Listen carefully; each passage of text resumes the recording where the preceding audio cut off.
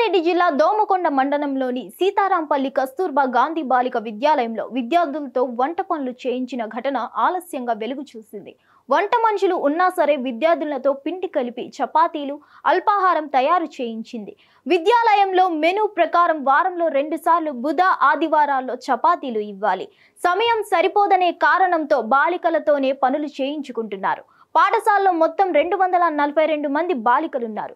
ఒక్కొక్కరికి 2 చపాతీల చొప్పున 484 చపాతీలు చేయాలి. ఇక అందుకే పని భారం, సమయం సరిపోదని విద్యార్థులతో వంట పని చేయిస్తున్నారు. అయితే ఈ వీడియోలు బయటకు వచ్చాయి.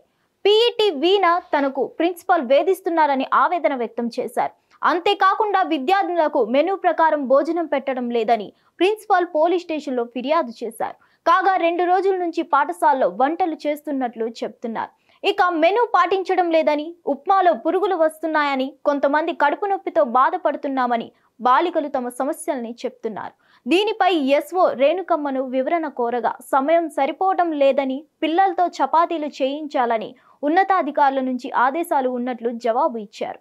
ఈ విషయమై జిల్లా విద్యాధికారి గోవిందరాజులను సంప్రదించగా విద్యార్థులతో వంట, ఇతర పనులు చేయించరాదని, వారికి విద్య మాత్రమే అందించాలని చెప్పారు.